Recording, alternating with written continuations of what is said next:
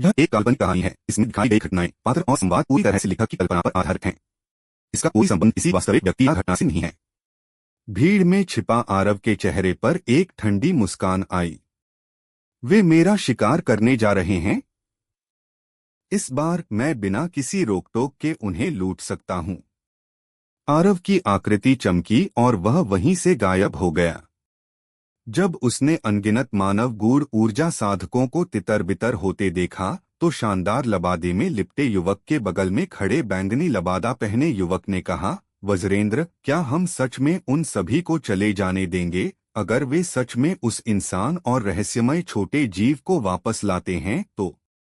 बिल्कुल, भैरवेश ने अप्रसन्नता से कहा, मैं बहुत समय से इन मनुष्यों को बर्दाश्त नहीं कर पा रहा हूँ। न केवल उच्च अधिकारी हमें आमतौर पर मानव दुनिया में प्रवेश करने से मना करते हैं, बल्कि हमें इस बार भी दिल खोलकर मारने से रोका गया है। क्यों? तुम दोनों मूर्ख हो। इस बीच समूह की एकमात्र महिला ने सीधे तौर पर गाली दी और कहा, मार डालो। तुम दोनों को बस मारना ही आता है। क्या तुम्हें लगता है कि वे इंसान कमजोर हैं जिन्हें तुम दोनों अपनी मर्जी से मार सकते हो? क्या तुम दोनों ने उस कीमत के बारे में सोचा है जो हमें उन सभी का सफाया करने के लिए चुकानी पड़ेगी? कम से कम हम 5 में से 3 यहाँ अपनी जान गंवा देंगे। वज्रेंद्र के अलावा हम में से बाकी सभी के लिए अद्वय के खिलाफ जाने पर केवल मौत ही इंतजार करेगी। समूह का नेतृत्व कर रहे शानदार लबादा पहने युवक वज्रेंद्र ने उस दिशा में देखा जहां मानव गूढ़ ऊर्जा साधक गए थे, और फिर उसने धीमी आवाज में कहा, अगर संभव होता तो मैं इन सभी मानव गूढ़ ऊर्जा साधकों को मारने के लिए एक निश्चित कीमत चुकाने को तैयार होता। हालांकि यह असंभव है, क्योंकि हमारा एक और भी मजबूत शत्रु है। यही वह कारण भी है कि मनुष्य और हमारे डार्क बिस्टों के बीच कभी युद्ध नहीं हुआ है। एक और भी मजबूत शत्रु, बैंगनी लबादा पहने युवक ने भौहें सिकोड़ी और यह सवाल पूछा। वज्रेंद्र ने सिर हिलाया और फिर उसने बैंगनी लबादा पहने युवक की ओर देखा और कहा, निष्कांत, क्या उस रहस्यमय बैंगनी रंग के छोटे जीव का ब्लडलाइन दबाव वास्तव में तुम्हें दबाने में सक्षम था?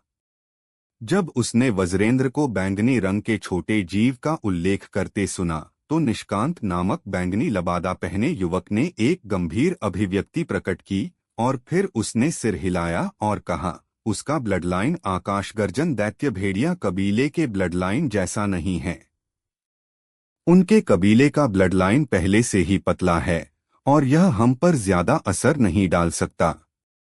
हालांकि उसका ब्लडलाइन दबाव मुझे दबाने और रोकने में भी सक्षम है।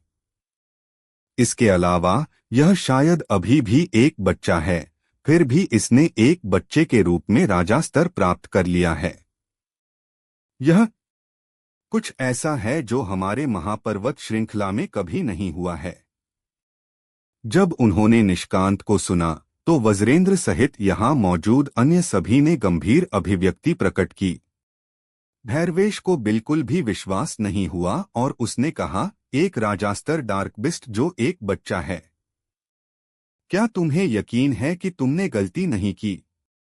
आखिर डार्कबिस्टों की उन्नति अत्यंत धीमी होती है और यह पूरी तरह से असंभव है कि वह बच्चा रहते हुए भी राजा स्तर में उन्नत हो सके, भले ही दिव्य स्तर की जड़ी बूटियों का उपयोग किया गया हो। निष्कांत ने सिर हिलाया और कहा, यह सचमुच एक बच्चा है।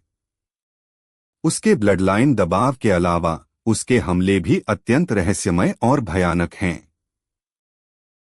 शायद तुम सभी को मेरा विश्वास न हो, लेकिन मैं उससे लड़ने के बजाय वज्रेंद्र से लड़ना पसंद करूंगा, क्योंकि मैं उसके साथ लड़ाई में व्यावहारिक रूप से केवल मार ही खा सकता हूं, क्योंकि वह वास्तविक रूप से टेलीपोर्टेशन करने में सक्षम है और यहाँ तक कि उसके हमले भी अंतरिक्ष के माध्यम से सीधे टेलीपोर्ट करते हैं। यहाँ तक कि उसके हमले भी अंतरिक्ष के माध्यम से टेलीपोर्ट करते हैं। वज्रेंद्र की अभिव्यक्ति थोड़ी बदल गई और उसने कहा, क्या ऐसा इसलिए नहीं है क्योंकि उसकी गति बहुत तेज थी और वह अंतरिक्ष के माध्यम से वास्तविक समय टेलीपोर्टेशन करता था। निष्कांत ने सिर हिलाया और कहा, यह टेलीपोर्टेशन था और उसके हमलों की शक्ति भी अत्यंत भयानक थी।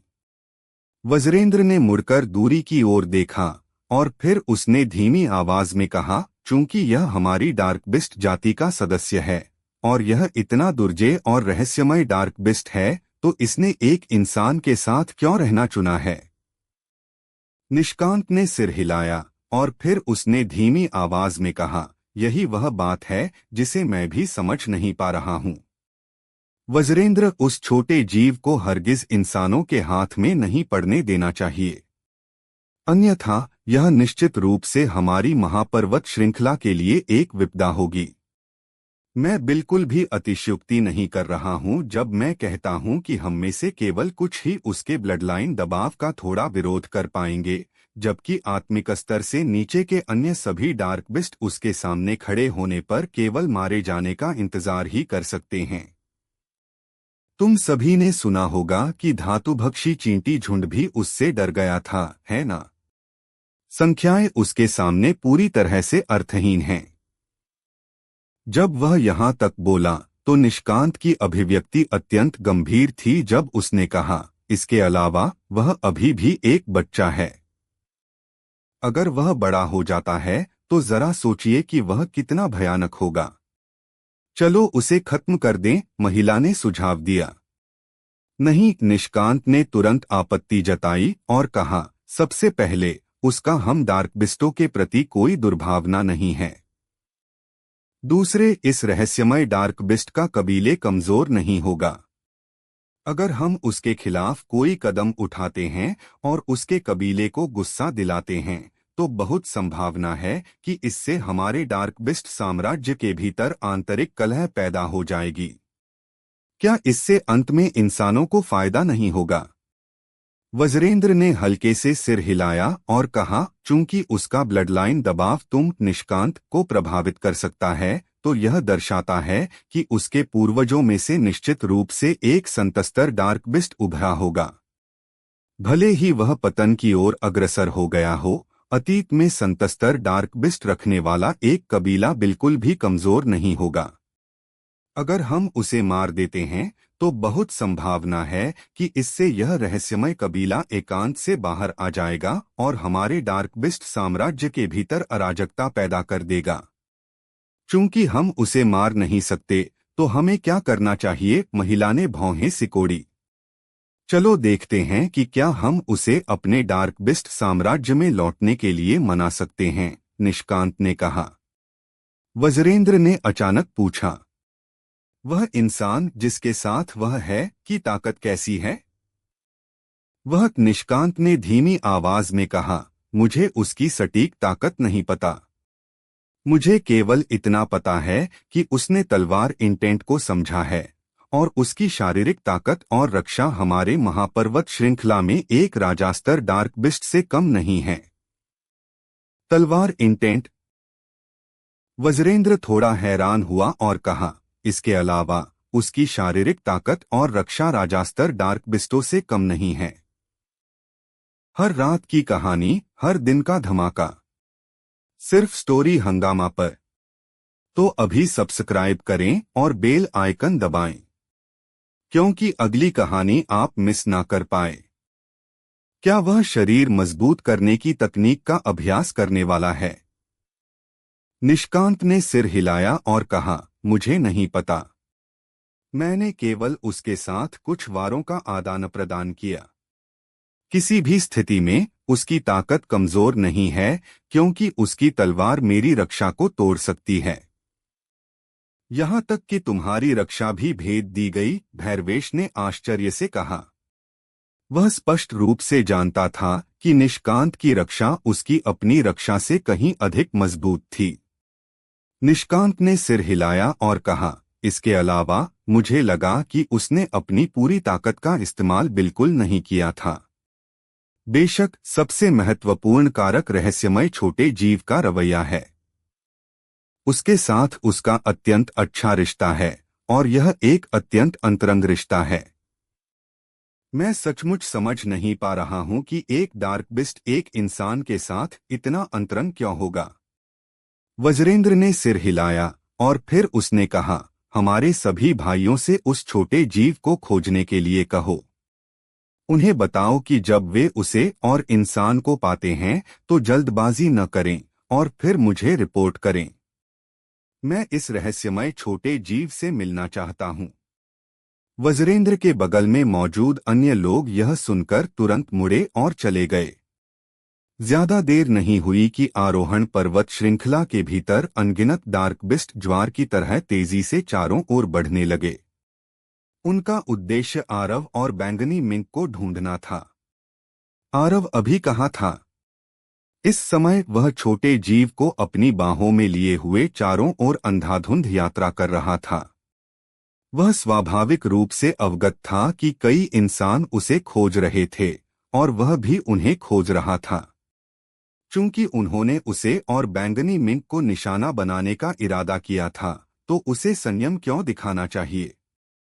इसलिए उसने स्वाभाविक रूप से इरादा किया कि वह जिस भी इंसान से मिलेगा उसे मार डालेगा, और उसे इस बात की परवाह नहीं थी कि वे इंसान थे या नहीं। यह आरव है, यह आरव है। अचानक उसके सामने एक समूह ने उसे देखा और फिर वे तुरंत ऐसे लगे जैसे उन्होंने उत्तेजक लिया हो और आरव और बैंगनी मिंक की ओर पागलों की तरह झपटे। दरअसल इतना उत्साहित होने में उनकी कोई गलती नहीं थी, क्योंकि इनाम था 100 राजास्तर के आंतरिक कोर और आदित्य विद्यालय के बाह्य प्रांगण शिष्य के रूप में एक पद। ये दोनों इन स्वतंत्र साधकों के लिए बहुत बड़ा प्रलोभन थे, क्योंकि एक बार जब वे आदित्य विद्यालय के आंतरिक प्रांगण के शिष्य बन जाते थे तो एक मूर्ख भी जानता था कि इसका क्या मतलब है। आरव ने उन्हें झपटते हुए देखा तो ठंडी सांस ली। अपने हाथ के इशारे से 7 विशालकाय जीव तुरंत यहाँ प्रकट हुए और उन पांचों को घेर लिया। अचानक प्रकट हुए 7 राजास्तर डार्क बिस्टों ने उन पांचों को हक्का बक्का कर दिया और उनके दिमाग तुरंत विचलित हो गए। क्या हो रहा है? पल भर में कुछ तुलनात्मक रूप से बुद्धिमान साथियों ने महसूस किया कि स्थिति अजीब थी और वे भागना चाहते थे। क्या मजाक है? वे 7 राजास्तर डार्क बिस्ट थे। वे ऐसी शक्ति के खिलाफ कैसे जा सकते थे? उसने उन पांचों की ओर देखा तो उसकी आंखों में हत्या का इरादा चमक उठा और उसने बिना किसी हिचकिचाहट के कहा, उन सबको मार डालो। आरव कोमल हृदय वाला साथी नहीं था। भले ही मुख्य अपराधी आदित्य विद्यालय का अद्वय था, यह एक तथ्य था कि इन साथियों ने उसे और बैंगनी मिंक को निशाना बनाने का इरादा किया था। इसलिए वह स्वाभाविक रूप से कोई दया नहीं दिखाएगा। जैसे ही आरव बोला, वे 7 राजास्तर डार्क बिस्ट तुरंत उन पांचों की ओर झपट पड़े। डार्क बिस्टों की ताकत हमेशा इंसानों से श्रेष्ठ रही है, और इस तथ्य के साथ कि वे संख्या में अधिक थे, वे 5 गूढ़ ऊर्जा साधक इन डार्क बिस्टों का मुकाबला कैसे कर सकते थे? उनके पास भागने का भी मौका नहीं था। पल भर में जमीन पर 5 शव दिखाई दिए। उनके अनंतकोश अंगूठियों को इकट्ठा करने के बाद बैंगनी मिंक ने अपना छोटा पंजा हिलाया और वे 7 राजास्तर डार्क बिस्ट तुरंत आरव के आत्मिक केंद्र में प्रवेश कर गए। आरव की आकृति दूसरी दिशा की ओर चमकी। दोस्तों, स्टोरी को लाइक, शेयर व सब्सक्राइब कर दिया करो, जिससे मुझे मोटिवेशन मिलता है। एक दिन बाद आरव ने लगातार 10 से अधिक गूढ़ साधकों के समूहों को मार डाला था और उनसे उसने कुल मिलाकर 100 से अधिक राजास्तर के आंतरिक कोर प्राप्त किए थे। उसके पास पहले से मौजूद आंतरिक कोर के साथ मिलकर अब उसके पास लगभग 200 हो गए थे। इन आंतरिक कोर के अलावा लगभग 30 से अधिक गूढ़ स्तर की तकनीकें और खजाने भी थे। रही बात ऊर्जा पत्थरों की, तो उसने 10,000 से अधिक प्राप्त किए थे। महज एक ही दिन में आरव को भरपूर लाभ हुआ था। इस तथ्य को उजागर होने से रोकने के लिए कि उसके पास डार्क बिस्ट की सेना है, आरव ने यह सुनिश्चित किया कि वह हर बार सभी को पूरी तरह से नष्ट कर दे, और इसे पूरा करने के लिए उसने अपनी तलवार नियंत्रण तकनीक और तलवार इंटेंट को उजागर करने में भी संकोच नहीं किया। सिर्फ बैंगनी मिंक के उजागर होने से ही मनुष्यों और डार्क बिस्ट्स को सदमा लगा था। अगर उसकी डार्क बिस्ट सेना भी उजागर हो जाती तो वह वास्तव में मुसीबत में पड़ जाता। उस समय शायद राजा स्तर या यहाँ तक कि आत्मिक स्तर के विशेषज्ञ भी उसे खोजने आ जाते। जब आरव पूरे आरोहण पर्वत श्रृंखला में लूटपाट कर रहा था, तभी अद्वय को अभिनव की मौत के बारे में पता चला। जिस जगह पर अभिनव मारा गया था, वहां खड़े होकर अद्वय का चेहरा बेहद भद्दा लग रहा था। उसने कभी कल्पना भी नहीं की थी कि आदित्य विद्यालय का कोई सदस्य आरोहण पर्वत श्रृंखला पर मारा जाएगा। आखिरकार अभिनव की ताकत शीर्ष स्तर की थी, और जब तक वह भागने के लिए दृढ़ संकल्पित होता तो यहाँ तक कि अमरेश और दूसरे भी अभिनव को मार नहीं पाते। हालांकि अमरेश और दूसरे हमेशा उसके पास रहे थे, और यहाँ तक कि डार्क बिस्ट साम्राज्य के अभिजात वर्ग भी उसकी नजरों से दूर नहीं गए थे। इन लोगों के अलावा आरोहण पर्वत श्रृंखला पर और कौन अभिनव को मार सकता था? और तो और अभिनव को भागने का मौका तक नहीं मिला। बहुत जल्द अद्वय को वह बात याद आ गई जो प्रभा ने जाने से पहले उससे कही थी। उसने उससे कहा था कि उसे अपने छोटे भाई अभिनव को अकेले आरव का पीछा करने के लिए नहीं भेजना चाहिए था। जब उसने यहाँ तक सोचा तो अद्वय की आंखें थोड़ी संकरी हो गईं और उसने धीमी आवाज में कहा, अभिनव को तुमने मारा हो या न मारा हो, अभिनव तुम्हारी वजह से मरा, इसलिए तुम्हें मरना होगा। जैसे ही उसने बोलना समाप्त किया, अद्वय का शरीर चमका और वह उसी जगह से गायब हो गया। आरोहण पर्वत श्रृंखला पर अधिक से अधिक गूढ़ साधक मारे जा रहे थे। हालांकि इसने आरव को ढूंढने वाले गूढ़ साधकों को रुकने और पीछे हटने के लिए मजबूर नहीं किया, लेकिन वे ज्यादा समझदार हो गए थे और उन्होंने अपने 5 सदस्यीय समूहों को 10 सदस्यीय समूहों में मिला लिया था। तथ्यों से पता चला कि यह प्रभावी था क्योंकि उसके बाद गूढ़ता साधकों के समूहों के पूरी तरह से नष्ट होने की खबरें शायद ही कभी फैली थीं। उन गूढ़ साधकों के अपने समूहों को मिला लेने के बाद आरव ने वास्तव में अपना हमला जारी नहीं रखा था, क्योंकि वह उन्हें पूरी तरह से नष्ट करने की अपनी क्षमता के बारे में आश्वस्त नहीं था। आखिरकार ये सभी स्वतंत्र साधक मानव जाति के बीच अभिजात वर्ग थे। अगर इन लोगों ने लड़ने से मना कर दिया और भागने के लिए दृढ़ संकल्पित थे, तो वह उन्हें अपनी जान छोड़ने के लिए मजबूर करने की अपनी क्षमता के बारे में पूरी तरह से आश्वस्त नहीं था। एक बार जब उन्हें भागने दिया गया, तो उसके सामने आने वाली मुसीबतें वास्तव में अंतहीन हो जाएंगी। उस समय शायद तंत्र संघ भी उसकी रक्षा करने में असमर्थ होगा।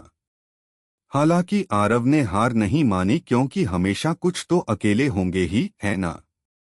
आरव घने जंगल के भीतर एक फुर्तीले बंदर की तरह था और वह पेड़ों के बीच लगातार चलता रहा।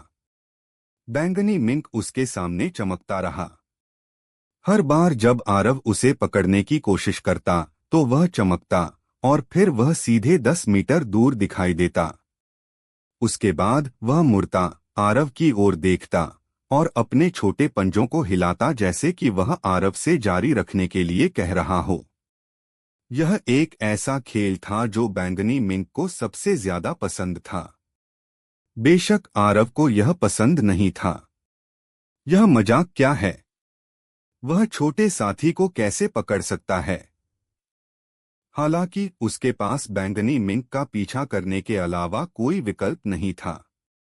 आखिरकार जब छोटा साथी गुस्सा होता था तो वह बेहद भयानक होता था और वह नहीं चाहता था कि उसके कान दुखें।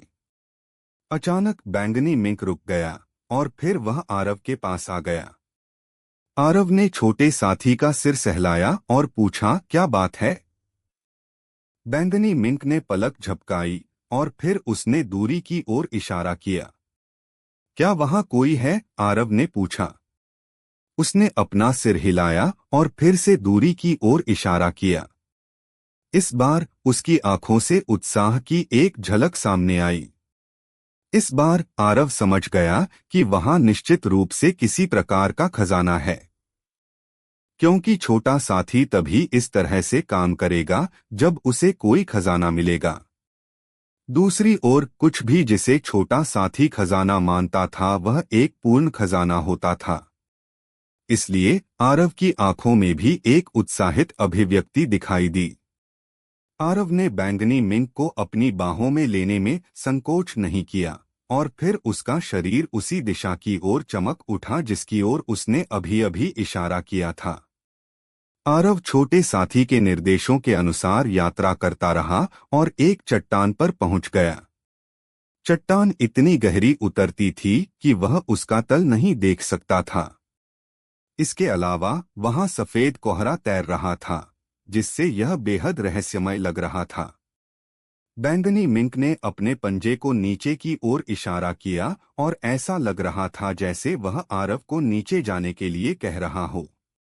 आरव ने चट्टान से कूदने और नीचे उतरने में संकोच नहीं किया।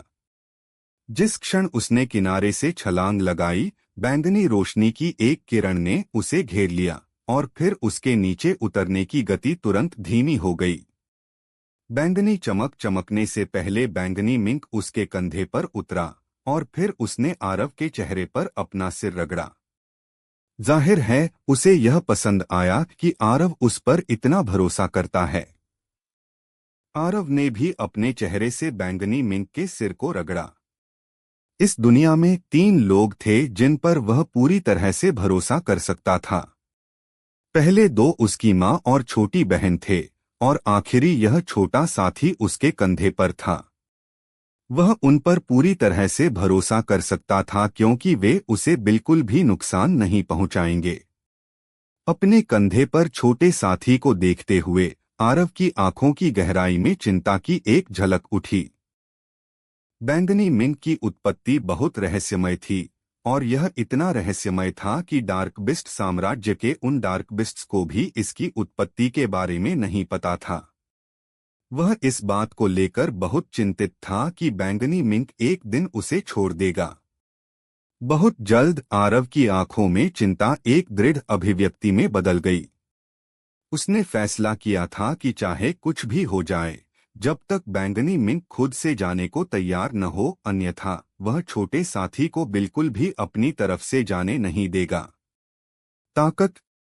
जब तक मेरे पास ताकत है तब कौन आपत्ति करने की हिम्मत करेगा, भले ही मैं आसमान में छेद कर दूं।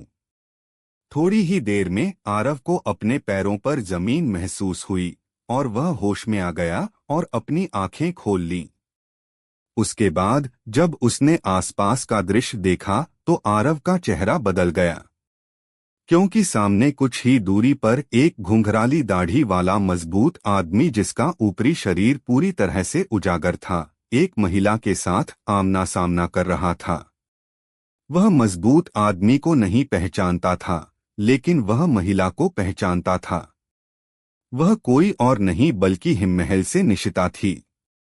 उनके चारों ओर की जमीन अस्तव्यस्त थी।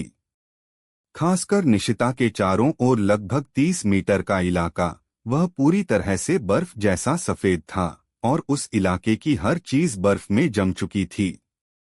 बहुत जल्द आरव की नजर निशिता के दाहिने हाथ पर पड़ी, क्योंकि उसने देखा कि उसके हाथ में काले बाल का एक धागा था जो इतना महीन था कि उसे देखना लगभग असंभव था। जब उसे याद आया कि नभजीत ने उसके बालों के बारे में क्या कहा था कि वे उच्च श्रेणी के गूढ़स्तर के डार्क खजाने के बराबर थे, तो आरव का चेहरा तुरंत गंभीर हो गया। यहाँ की स्थिति बहुत स्पष्ट थी। जाहिर है वे दोनों लड़ाई में थे और आरव गलत समय पर आया था। जब आरव यहाँ दिखाई दिया तो मजबूत आदमी और निशिता दोनों ने आरव की ओर अपनी नजरें घुमाईं। या ज्यादा सटीक कहें तो मजबूत आदमी ने आरव के कंधे पर बैंगनी मिंक को देखा, जबकि निशिता ने आरव पर एक नजर डाली इससे पहले कि उसने भी अपनी नजर बैंगनी मिंक पर डाल दी। बैंगनी मिंक ने उन दोनों को नजरअंदाज कर दिया। उसने अपना छोटा पंजा उठाया और मजबूत आदमी के पीछे लगभग 70 मीटर की दूरी पर स्थित 10 मीटर से अधिक ऊंचे एक बड़े पेड़ की ओर इशारा किया। आरव ने छोटे साथी के पंजे के साथ उस ओर देखा और देखा कि बड़े पेड़ पर 6 मुट्ठी के आकार के शुद्ध सफेद फल पक चुके थे। जाहिर है ये फल वही खजाने थे जिनमें छोटे साथी ने दिलचस्पी दिखाई थी। जब उसने देखा कि आरव बिना हिले-डुले खड़ा है तो वह थोड़ा अधीर लग रहा था और उसने जोर से आरव के सिर पर थपथपाया जैसे कि वह आरव को जल्दी करने के लिए कह रहा हो। आरव के मुंह के कोने मुड़ गए और फिर उसने छोटे साथी की ओर आंखें घुमाईं। इस छोटे साथी ने उन दोनों को पूरी तरह से नजरअंदाज कर दिया है और बस वही करना चाहता है जो वह चाहता है। जब तुम भी एक डार्क बिस्ट हो तो तुम एक इंसान के साथ क्यों हो? ठीक इसी क्षण मजबूत आदमी ने बैंगनी मिंक की ओर देखा और गहरी आवाज में बोला। बैंगनी मिंक ने पलक झपकाई। उसने मजबूत आदमी के पीछे बड़े पेड़ पर अपना छोटा पंजा इशारा किया और फिर उसने आरव और खुद पर इशारा किया। जाहिर है वह मजबूत आदमी को वह फल आरव और उसे देने के लिए कह रहा था। मजबूत आदमी की पलकें फड़क उठीं और उसने धीमी आवाज में कहा, वे मेरे हैं। छोटे साथी की आंखें संकरी हो गईं और फिर उसने बस अपना छोटा पंजा उठाया और उसे हिलाया। बैंगनी रोशनी की एक किरण अंतरिक्ष को पार कर गई और तुरंत मजबूत आदमी के सामने आ गई। जब उसने बैंगनी मिंक को हमला करते हुए महसूस किया तो आरव ने अपने आप में सिर हिलाया। इतने लंबे समय तक मेरे पास रहने के बाद यह छोटा साथी कमोबेश मेरे चरित्र से प्रभावित हुआ है। आखिरकार आरव वह था जिसने बातचीत विफल होते ही हमला कर दिया था। जब उन्होंने यह दृश्य देखा तो निशिता और मजबूत आदमी दोनों का चेहरा बदल गया, खासकर मजबूत आदमी का।